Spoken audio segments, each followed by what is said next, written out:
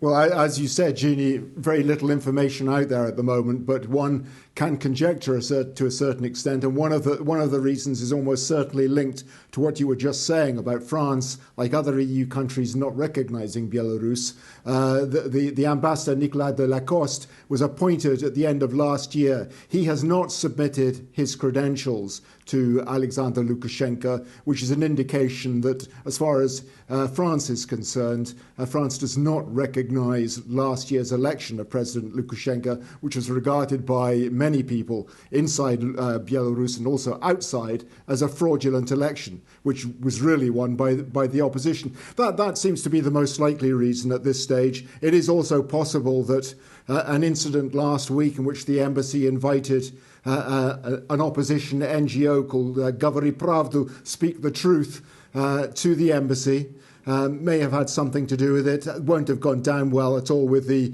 Belarusian authorities. So that could be it. It's also the case that opposition leader Svetlana Tikhanovskaya has been a relatively frequent visitor to France. She met Emmanuel Macron, the president, last year.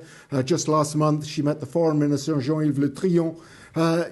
But ultimately trying to get into the mind of Alexander Lukashenko is not easy, but those seem to be the most likely reasons. Rob, it's really fascinating. I mean, the pressure is growing on Lukashenko for several reasons. We mentioned the sanctions, many other things, and yet he's still there. How? Why? Yeah, I mean, the simple truth of it is that he has all the means of coercion at his disposal, and he's prepared to use them brutally.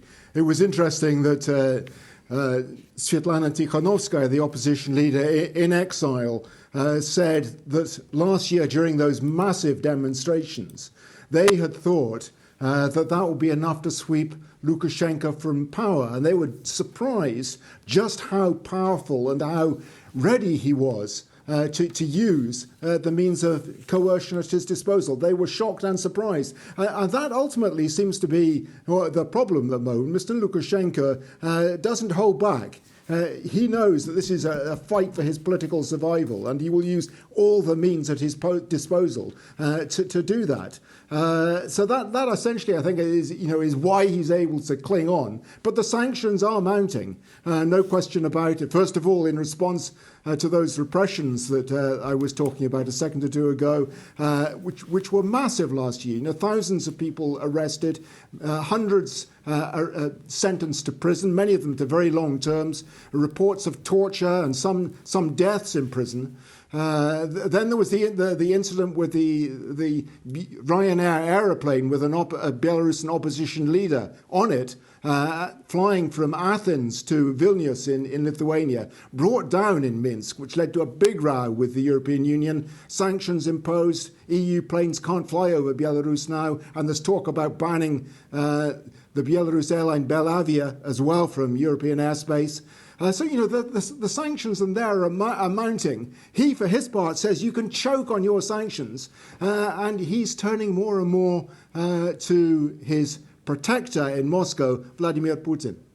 Rob, thanks.